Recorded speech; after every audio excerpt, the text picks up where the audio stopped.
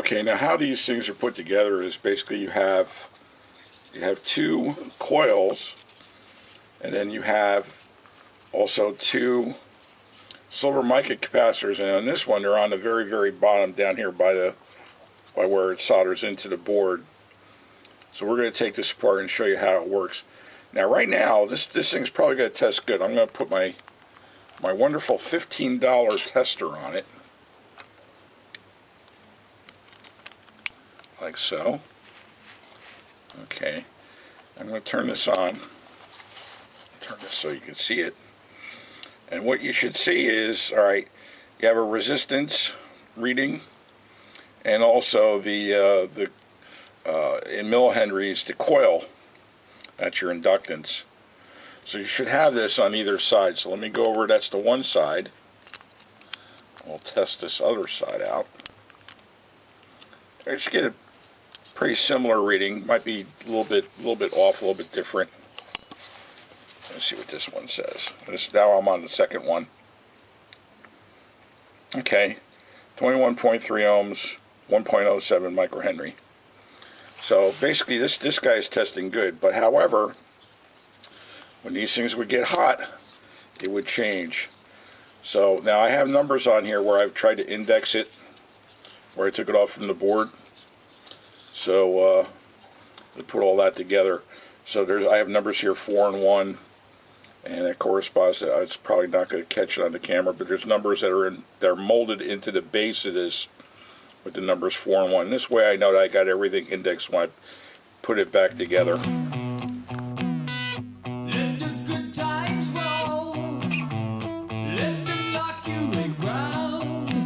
Before we get started on today's project, I want to send some thank yous to all the emails I was getting from a lot of people. I just kind of wasn't expecting as many emails as I did, but a lot of thank yous for sending all 64 goats some tubes.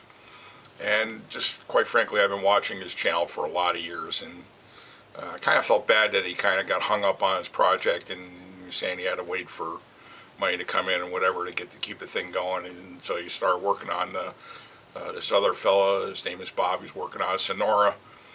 So I figured, well, let me just send him the stuff that he's going to need. And I had some extra caps too that I sent along, and just kind of keep him going along and get the project done. So, and also, if you're unfamiliar with my page, or even if you have, I want you to mosey on over after this video. Go over to Alan W2AEW and his channel, and he's right now he had hurt himself, and he's recuperating right now. And I think he'd be tickled if you went over his page and checked out a couple of his videos. So if you have a little extra time, just... Okay, so what we're going to be working on today, and what I have been working on for a while now, is this General Electric. It's just basically an AA5 radio from the early 60s. I think this one's dated 63. Nothing special about the radio, but the radio has given me a lot of headaches. I've never seen anything just giving me, I mean, it's a simple radio, but one of the things that General Electric, these era radios are notorious for are bad IF cans. And this IF can is actually not too bad. It works, but basically with my troubleshooting skills, it actually had fooled me, and let me explain. Okay, so here is basically the whole radio. And as you can see, the radio itself is kind of like an empty box here. And basically the whole radio is this, let me get my tripod adjusted a little bit better. Everything is on a PC board. Now my experience in this is that I've had to, I've learned that basically any tube radio that's on a PC board, one thing you really should do is, from a maintenance standpoint, they used a different or a cheaper type of solder. I don't know exactly what they used.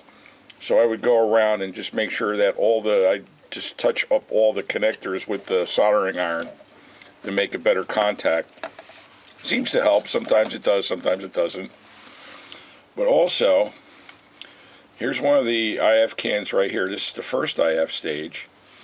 And the one I just showed you here that's in my hand is the second one, which was actually mounted in here. Now, I don't know, I guess the guys that are experienced, or you folks that are experienced, you notice that there's a tube socket right here. Well, there's a tube that actually goes in between.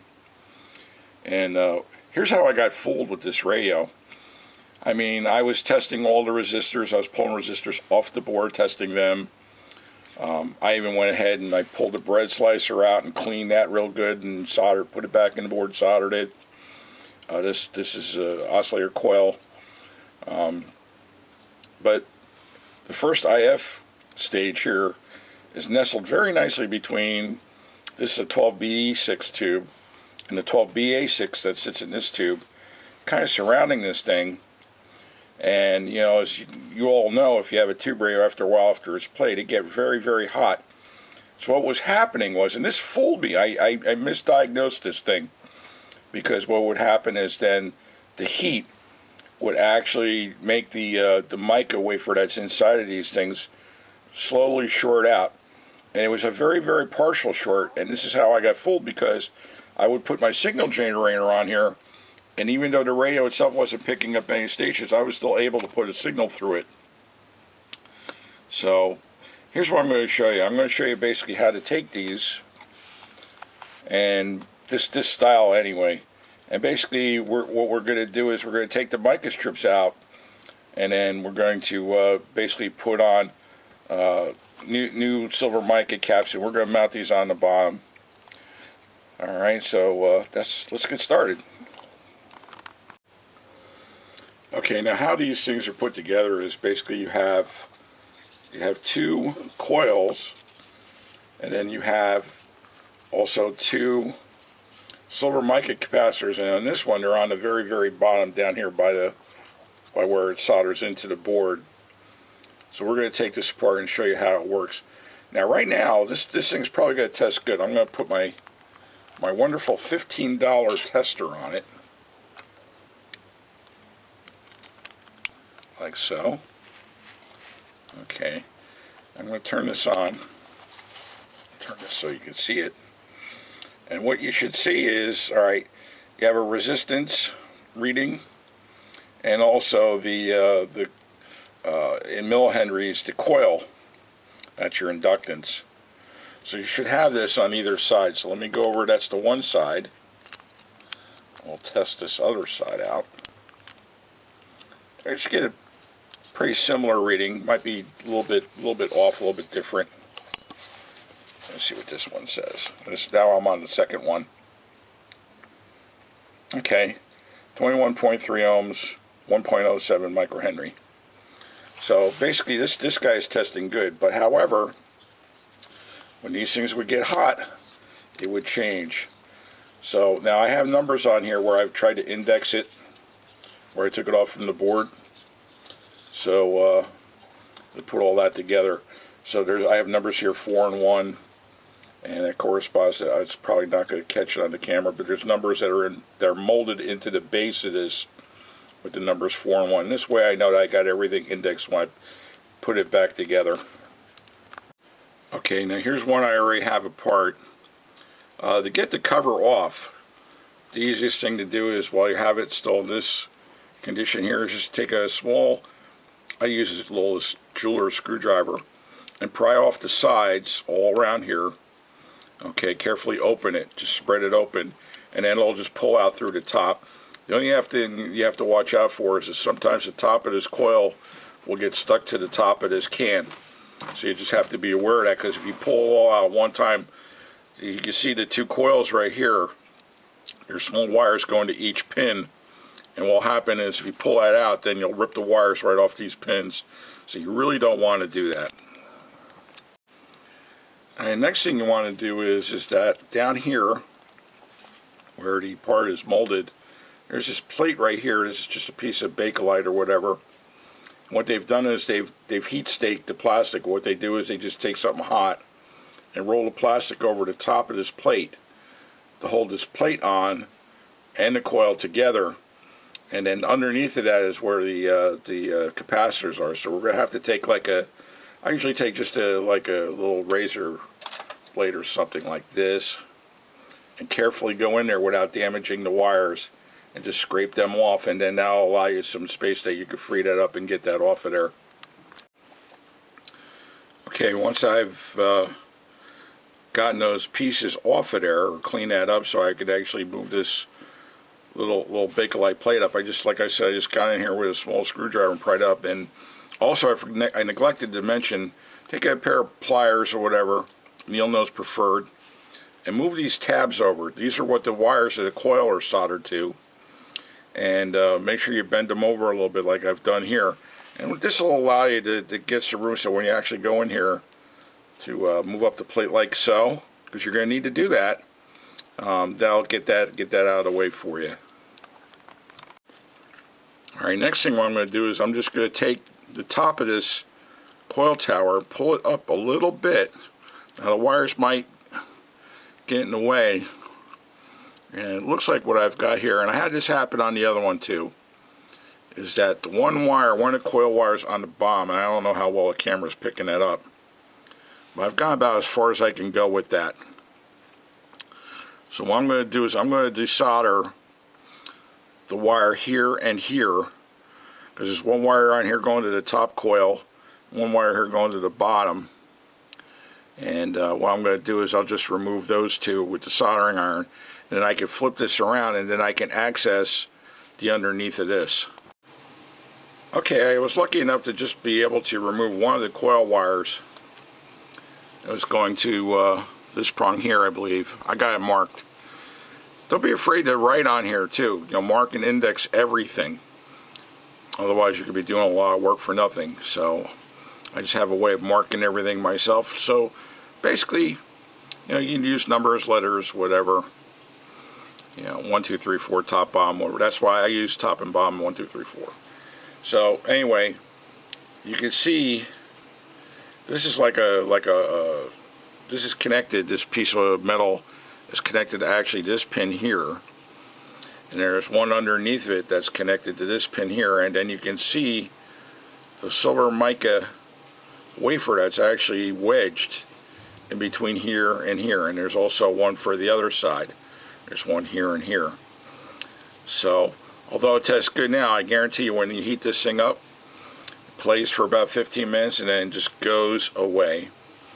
So what we want to do is we want to remove this piece of mica. So to do that, simply you take that screwdriver or whatever, and you have to go underneath of here and get under there a little bit. There we go. And you can just bend the tab up just like that. Okay, and then we'll just pull out the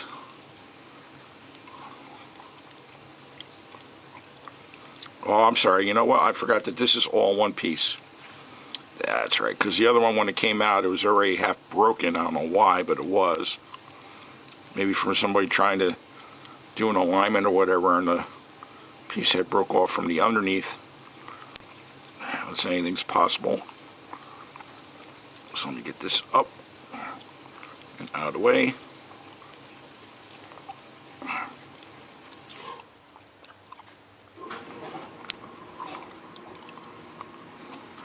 Wow, it's really stiff. Wow. Okay, so there it is. And you can see, ooh, on this side. See this? That went through it, so that's no good right there. Alright, so let's just take this whole thing out. I'll get over here with my screwdriver. Boom. And that's it. There it is. All its grandeur. And you can even see where it was rubbing on this side. Okay, so here's what we got to do next. What we got to do next is we got to insulate. You could either, well, you could break these off, but I wouldn't advise doing that because then it's going to weaken the prongs. So what I do is I usually could put a piece of paper or heavy paper in between these, and that way it just keeps it separated. Here, I'll show you how it's going to look. Okay, to insulate those prongs, I just have some these are Avery labels that I use to label prices on stuff, and I've already cut a couple strips. I just have to cut these off and then put them into the coil. Okay, I've cut some strips of paper, I've laid them in here. So now all you do is just set them in place, and you just fold these tabs back over. Whoop.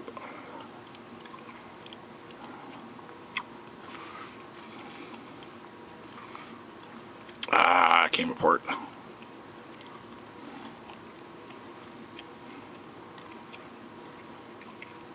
Just have to be patient with this.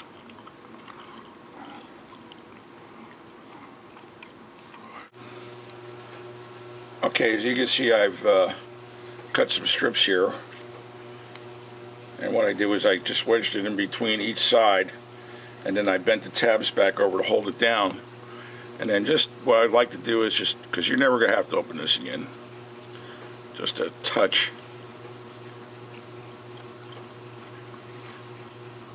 Touch of super glue, and I'll just keep everything together. It ain't going to float. Okay, next we're going to put this wafer back in here, back in place. Whoop.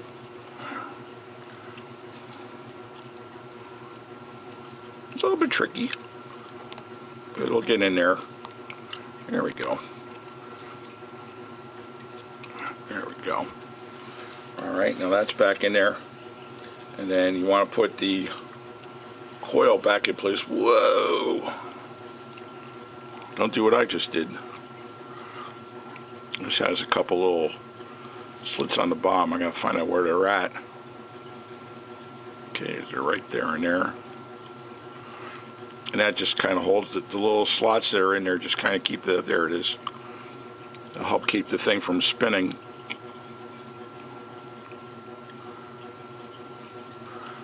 When you're adjusting the slug. So there it is, it's back in there now. Oop. Okay, so now it's all back together, and I've bent the tabs back over again. Actually, this one probably should go over a little bit more. There we go. That just actually works in twofold. I'll keep those pins sticking up in the air from grounding out against the can. It also helps to hold the little plate in there too.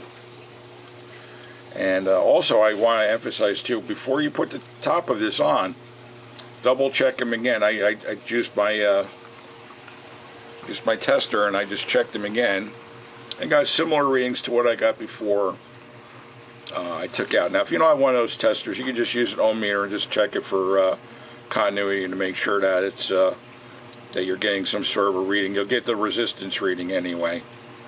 So you can't have it dead short or open, or else there's a problem. You got to recheck all your connections on here. Okay, so there's the bottom of the board, and now I've completed the circuit. We've got silver mica, 100 picofarad silver mica capacitor here on that coil, and one on this coil. So now all we have to do now is plug in the radio and see if it works. Okay, plugged in, and see if everything is going to heat up now. The speaker and the volume control, as you can see, they're still in the box, connected in there. Uh-oh.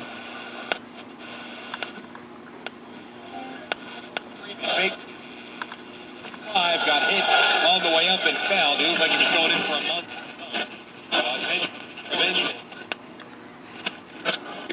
That has nothing to do. So it looks like it's picking up stations. Car dealer, and you're going to pay a lot for new tires. Go to Mr. Tire. You'll save a lot on new tires and more. Mr. Tire's on the rim and out the door prices include okay. All right, so now it's just a matter of doing an alignment. We'll have to tune up the coils. There's one on each on the top of each one of these here, and one on the bottom. And it's just a matter of doing an alignment, and we're going to be good to go.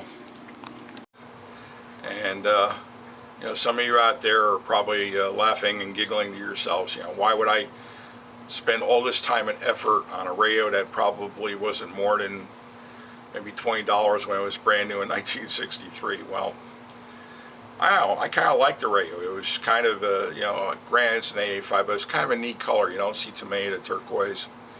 And hey, who knows, you know, maybe somewhere down the line, someone might want to try this, and they get a hold of one of these radios and might want to try this on for themselves and do the repair. And hey, when you get it done, you can take pride in knowing that you did the repair. So anyway, like I said, I just have to do an alignment, which should be pretty easy for an AA5, and maybe sometime I'll show you how to do that. But I've already gone too long here. So hey, take care. And in the words of Yogi Berra, when you come to a fork in the road, just take it. Bye.